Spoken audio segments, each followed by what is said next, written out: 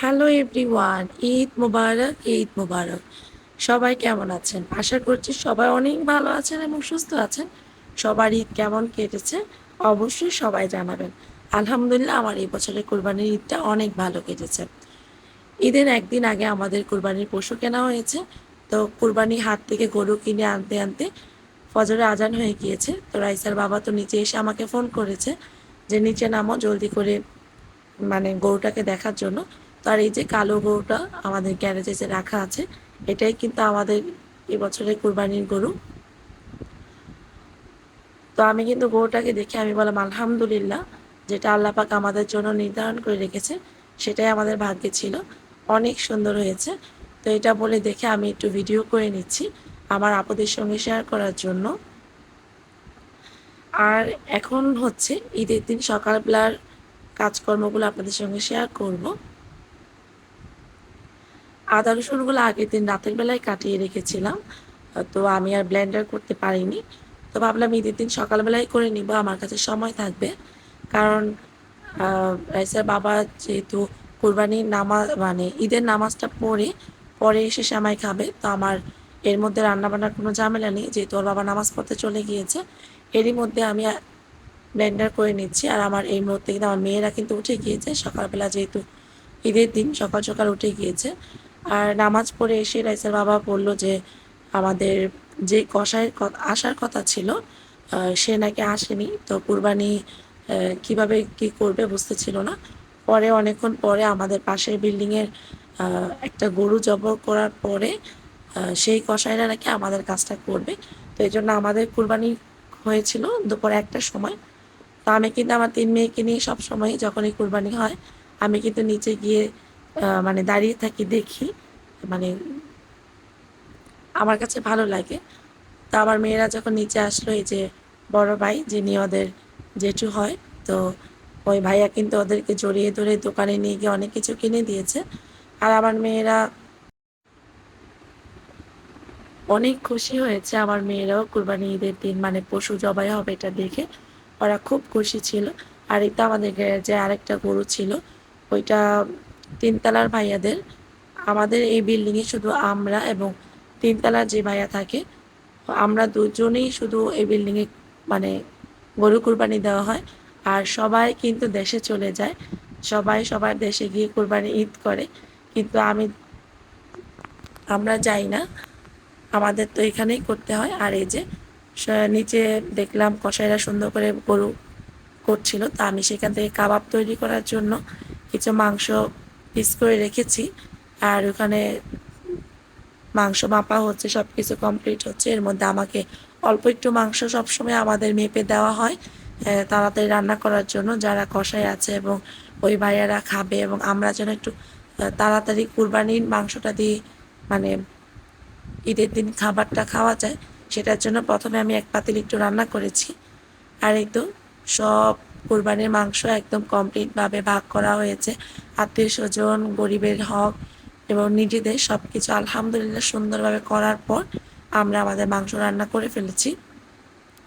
আর প্রতি বছরের মতো এবারও রাইসার বাবা আমাকে রান্নায় সাহায্য করছে। কারণ প্রতি বছরে আমি যখন মানে বেশি রান্না করি তখন কিন্তু রাইসার আব্বু আমাকে অনেক হেল্প করে। আজকেও তাই করতেছে। আর ওদিন প্রচুর পরিমাণে গরম গিয়েছে। তো ২ পাতিল মাংস রান্না হয়ে গিয়েছে। আর এখানে হলো মানে কোরমা রান্না করব, মানে সাদা মাংস রান্না করব। এজন্য একদম সলিড মাংস নিয়ে সেটাকে আদা রসুন এবং পেঁয়াজ বাটা, তারপরে কাঁচামরিচ এগুলো দিয়ে ম্যারিনেট করে রেখে দিয়েছি, এটা করব।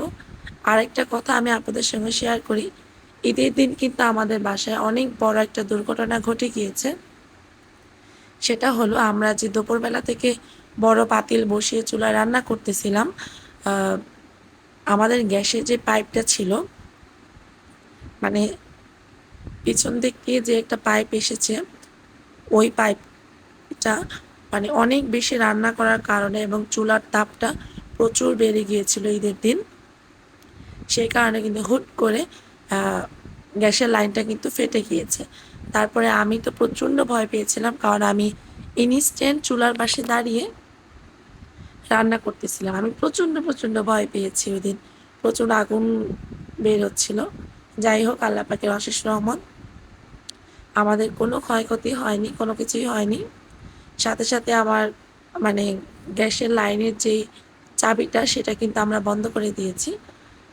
আর এই তো ঈদের দিনে রান্নাবান্নাটা আপনাদের সঙ্গে শেয়ার করতে পেরেছি, কিন্তু কী কী খেয়েছি সেগুলো কিছুই শেয়ার করতে পারিনি, কারণ ঈদের দিন প্রচুর প্রচুর পরিমাণে বিজি ছিলাম।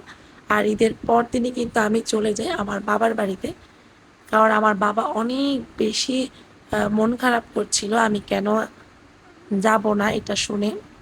তা আমার বাবা যখন ফোনে মন খারাপ করেছে সেটা শুনে কিন্তু আমি আর থাকতে পারিনি। আমি রাইসার বাবাকে বললাম যে যেটাই হোক আজকে আমাকে বাড়িতে নিয়ে যেতেই হবে। আর আমার মেয়েরাও অনেক বেশি এক্সাইটেড ছিল। তো আমরা যেদিন যাই ঈদের পর দিন, সেদিন কিন্তু আবহাওয়া অনেক ঠান্ডা ছিল। আর ৩০০ ফিটের এই রাস্তাটা দেখতে কিন্তু অনেক ভালো লাগে। আর প্রচণ্ড বাতাস ছিল। আর আমার কাছে যে কি ভালো লেগেছিল আমি যখন যাচ্ছি, অনেক দিন হয়ে গিয়েছে বাড়িতে যাই না। আর আজকের ভিডিওর ভয়েসটা কিন্তু আমি আমার বাবার বাড়ি থেকে দিচ্ছি, এবং যখন আপনারা ভিডিওটা দেখবেন তখন আমি আবার আমার নিজের বাসায় থাকবো। এই 4 দিন বাবার বাড়িতে ছিলাম, ভিডিও করেছি কিন্তু কোনো ভিডিও আপলোড করা হয়নি। তবে ইনশাআল্লাহ বাবার বাড়িতে কী কী করেছি সেগুলা আস্তে আস্তে আপনাদের সঙ্গে শেয়ার করব।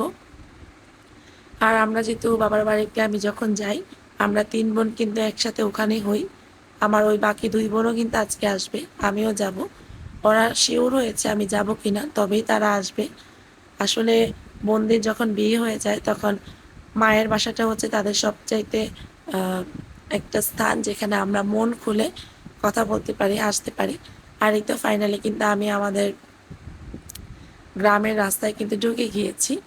আর প্রচুর দুই দিকে দেখলাম প্রচুর গাছ বড় বড় হয়ে গিয়েছে, অনেক প্রচুর পানি, খাল বিল ভরে গিয়েছে। আর সবুজ গাছগাছালি দেখে কিন্তু এমনিতেই চোখটা ভরে যাচ্ছিল। আর যখনই আমি আমার গ্রামের রাস্তায় ঢুকে যাই, আমার ভিতরে একটা শান্তি কাজ করে। এটা প্রত্যেকটা মেয়েরই একই অবস্থা। আর আমার কিন্তু বয়সটা খুবই বাজে।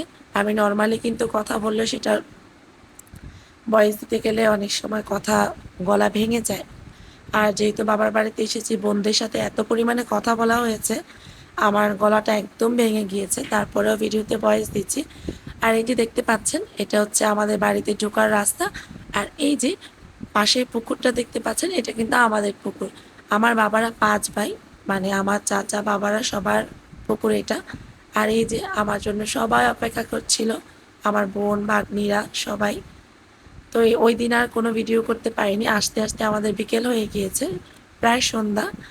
তো যাই হোক, পরদিন সকালবেলা ঘুম থেকে উঠে দেখি আমার মা তো বলতেছিল আজকে আমার ঈদের দিন। ঈদের দিন হয়েছে আমার আজকে, যেহেতু আমার মায়ের 3টা মেয়ে এসেছে, 3টা মেয়ের জামাই এসেছে, এবং নায় নাতনি সবাই এসেছে। তো আমি উঠে দেখি আমার মা সেমাই টেমাই একদম দুধ টুধ জাল দিয়ে 3 ধরনের সেমাই রান্না করেছে। আর আমি বেরিয়ে আসলাম যে মাটির চুলায় কি রান্না করতেছে আমার ভাবি সেটা দেখার জন্য। তো দেখলাম এক চুলায় তেলের পিঠা আর এক চুলায় চিতই পিঠা গরম গরম তৈরি করতেছিল। মেয়ের জামাইদের আপ্যায়ন করেছে, যেহেতু সবসময় 3 মেয়ের জামাইকে একসাথে পায় না, তো এই জন্য আমার মা এবার অনেক আয়োজন করেছে। আর আমিও এখানে একটু ভিডিও করে নিচ্ছিলাম, সবার সাথে শেয়ার করছিলাম। এই যে এটা হচ্ছে আমাদের মাটির চুলা, এখানে কিন্তু বেশিরভাগ সময় রান্না করা হয়। বৃষ্টি কিংবা খুব কম সময় বৃষ্টি হলে কিংবা অল্প সময় অল্প রান্না হলে কিন্তু আমার মা ঘরের ভিতরে গ্যাসের চুলায় রান্না করে। এছাড়া আমার মা বলে মাটির চুলায় রান্না করতে আমার বেশি ভালো লাগে। আর আজকে আমার ভয়েসটার জন্য আমি সবার কাছে অনেক অনেক দুঃখিত। যারা যারা এই পর্যন্ত শুনছেন, প্লিজ আমার ভিডিওটি ভালো লাগলে ভিডিওতে একটি লাইক দিয়ে আমার পুরো ভিডিওটা দেখে নেবেন। আর যারা আজকে নতুন, অবশ্যই আমার চ্যানেলটাকে সাবস্ক্রাইব করে রাখার অনুরোধ রইল। আর এই যে একটু আগে দেখতে পেলেন আমাদের কাঁঠাল গাছ, এটা কিন্তু প্রচুর কাঁঠাল ধরেছে। আর এই গাছটার কাঁঠাল প্রচুর প্রচুর পরিমাণে মজা, অনেক মজা। আর আমি একটু বাইরে এদিকে আসলাম, দেখলাম আমার মেজো বোন তার হাজব্যান্ড ঠান্ডা বাতাস গায়ে লাগাচ্ছে আর হাঁটছিল। যেহেতু খুব সকালে উঠেও হয়েছে সবারই, তা আমার মা এখানে কিছু পিঠা ভেজেছিল।